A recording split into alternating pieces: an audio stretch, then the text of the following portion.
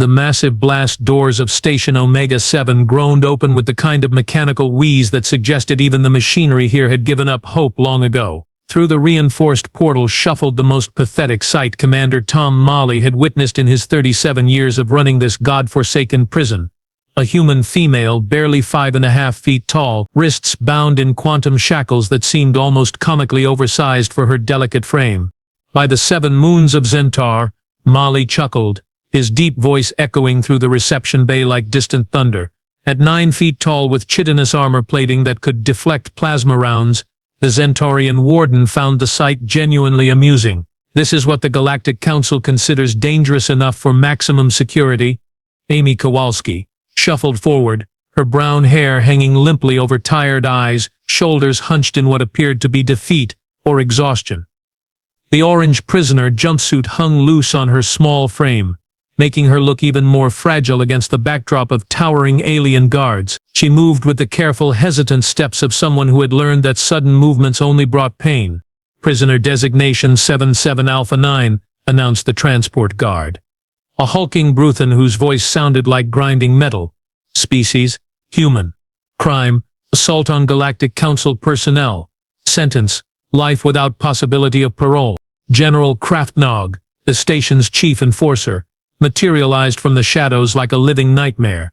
Standing 12 feet tall with obsidian black scales and claws that could slice through titanium, he represented the apex of predatory evolution. His yellow eyes, each the size of dinner plates, fixed on Amy with the kind of interest a cat might show a wounded mouse. Assault? Krafnog's laugh was a sound that had made entire star systems surrender without a fight. This little meatsack assaulted council personnel?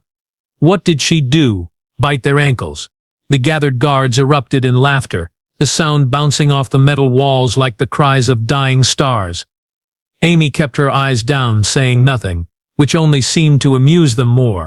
Admiral Veshy materialized on the main viewing screen, his blue-tinged Aquarian features twisted in what passed for amusement among his species. Commander Mali, please tell me you are not seriously concerned about processing one fragile human. Not at all, Admiral, Mali replied, producing the key to Amy's restraints. In fact, I think we can dispense with the maximum security protocols entirely. He bent down to Amy's level, his massive form casting her in shadow. After all, what could this little thing possibly do? She could not hurt a spacefly if it landed on her nose. The shackles fell away with a soft click. The general population block of Station Omega-7 housed the galaxy's most violent offenders, and Amy Kowalski looked about as out of place as a flower in a supernova. The moment the energy barrier sealed behind her, every conversation in the massive common area ground to a halt. 200 pairs of alien eyes representing species that had terrorized star systems for millennia, focused on the small human female standing in the doorway. Well, well, hissed Moran, a Skulleth assassin whose serpentine form coiled around the upper levels of the recreation area. His forked tongue tasted the air, sampling Amy's scent. Fresh meat, and it smells deliciously terrified. Morden, a Vorthok berserker whose red fur was matted with the blood of his last 3 cellmates, pounded his massive fists together in excitement. I give the soft skin 10 minutes before someone makes her into paste, he growled, his tusks gleaming under the harsh prison lighting. 10 minutes? Scoffed a Draknari pirate, his scales rattling with amusement. Look at her, she is shaking like a leaf in a solar storm. I say 5 minutes, maximum. The betting began immediately, with alien currencies and contraband changing hands as inmates wagered on Amy's survival time. The odds were not favorable for the human. Amy herself seemed oblivious to the attention, finding an empty corner where she sat down quietly, drawing her knees to her chest and keeping her eyes fixed firmly on the floor. Pathetic, muttered a Gorvani warrior. They put a scared little prey animal in with us? What kind of joke is this? Amy said nothing, did nothing, just sat there looking small and vulnerable.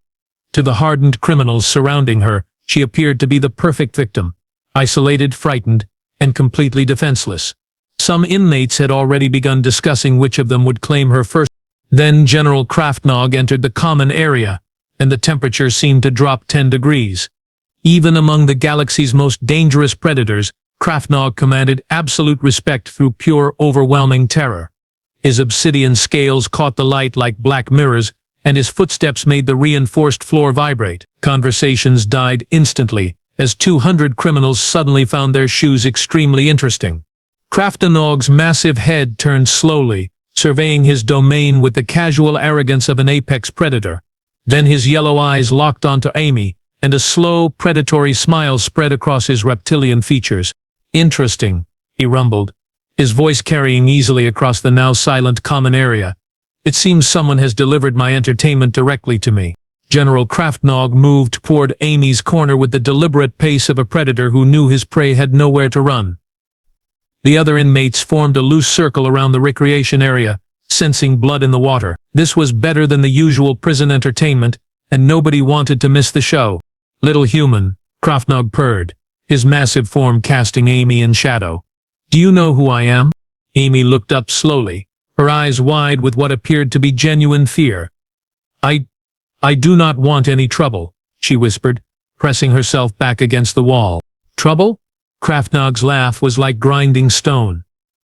"Oh, little meat, trouble has already found you, but I am feeling generous today.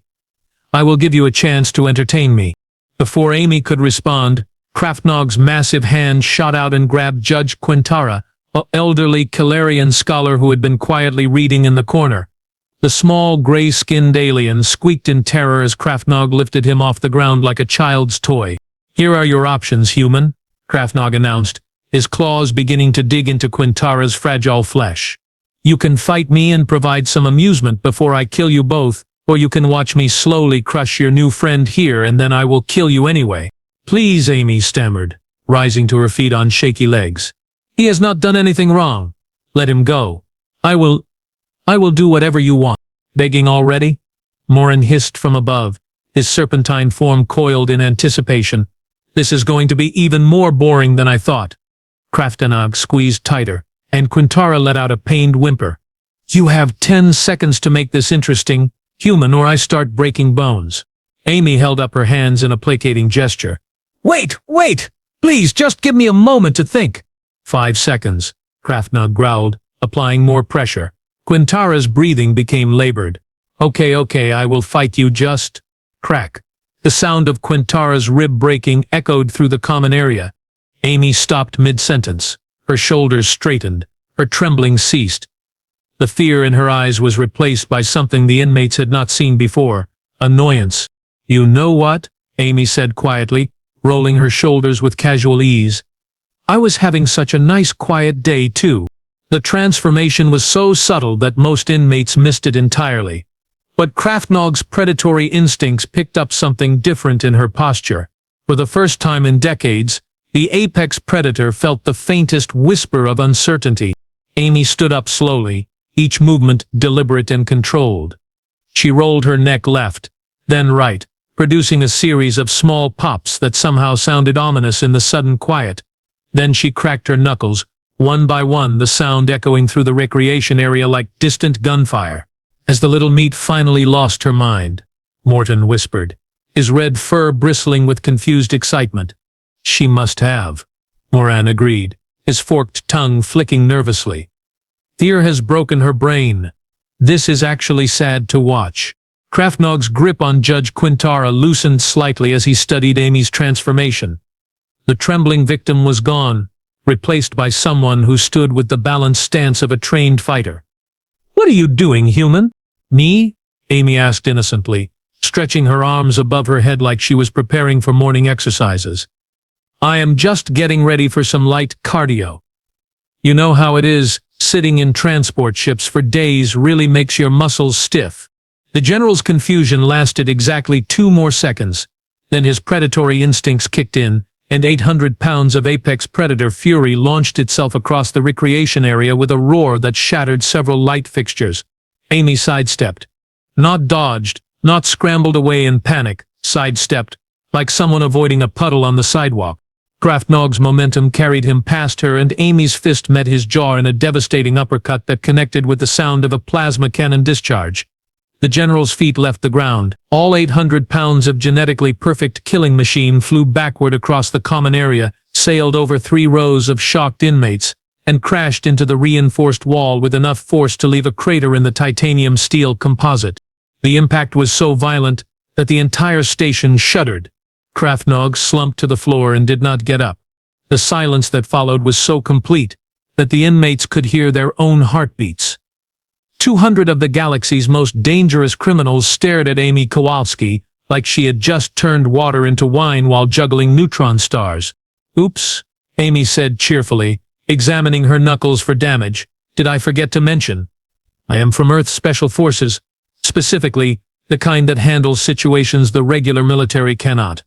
The first security alarms began blaring, and heavy footsteps echoed through the corridors as guards rushed toward the common area. Amy sighed and cracked her neck again. "Well, there goes my quiet time." 6 Centaurian guards burst through the energy barrier, plasma rifles raised and ready to restore order.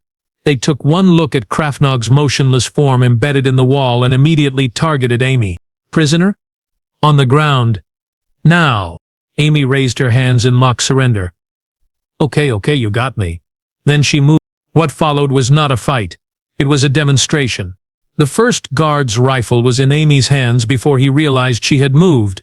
The second guard found himself upside down, wondering how the ceiling had gotten so close to his face. The third managed to fire one shot before Amy used him as a battering ram against the fourth. By the void, Maram breathed from his perch, watching Amy dismantle trained soldiers like they were children playing dress-up. "What is she?" Guards 5 and 6 lasted approximately 3 more seconds before they joined their colleagues in unconsciousness. Amy dusted off her hands and looked around at the circle of stunned faces. "Anyone else feeling lucky today?" In the security control room, Commander Mali's coffee mug slipped from his nerveless fingers and shattered on the floor. His 9-foot frame was pressed against the monitoring station, all 4 of his eyes focused on the feeds from the common area with an expression of absolute disbelief. "That is impossible," he whispered, rewinding the footage for the 5th time. 800 pounds of apex predator does not just fly. Admiral Vaishi's image flickered on the communication screen, his normally composed Aquarian features twisted in horror. "Mali, what in the 7 hells is happening on your station? Our sensors just registered a seismic event in Block 7. "Sir," Mali stammered, "I think we may have made a significant error in our threat assessment." More guards poured into the common area, and Amy seemed genuinely delighted by the escalation.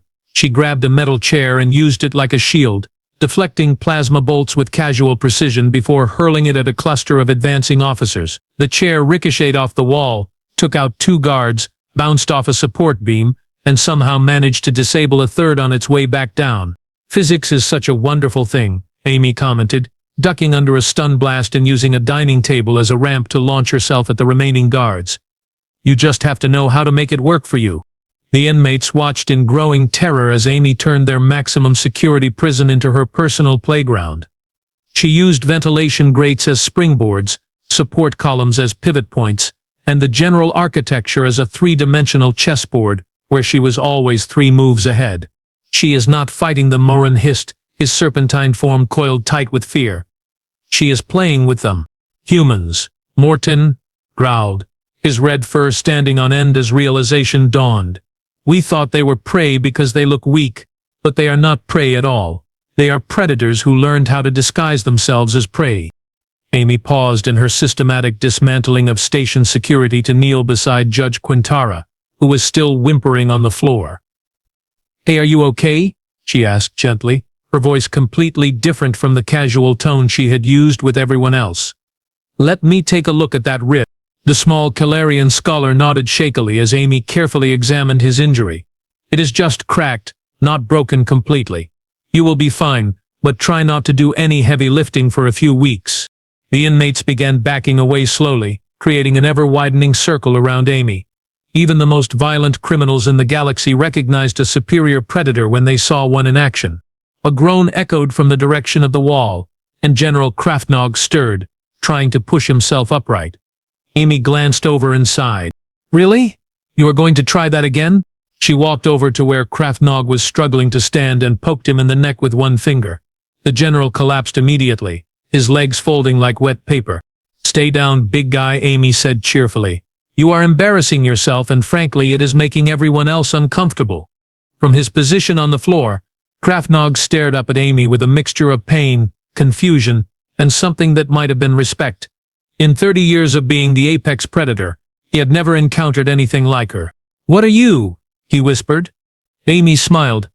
"Just a girl from Kansas who happened to pay attention in training." Within minutes, security footage of Amy's performance had spread throughout every level of Station Omega-7. In corridors, mess halls, and guard stations, alien personnel huddled around screens, rewatching the impossible sight of a 5.5-foot human female launching an apex predator across a room like a rejected physics experiment. Admiral Vashey stared at his command display with the hollow expression of someone whose entire worldview had just been fed through a matter disintegrator. "Molly," his voice cracked slightly through the communication system, "please tell me you have some explanation for what I just witnessed, because according to our files, humans are supposed to be a peaceful, technologically inferior species." "Sir," Commander Molly replied, his own voice shaking, "I believe our intelligence may have been incomplete." In the common area, Amy had calmly walked back to her corner and sat down, smoothing her orange jumpsuit as if she had just returned from a pleasant stroll. The unconscious guards were being carried away by medical teams, while Krafthnog was loaded onto a reinforced stretcher, still muttering incoherently about Kansas.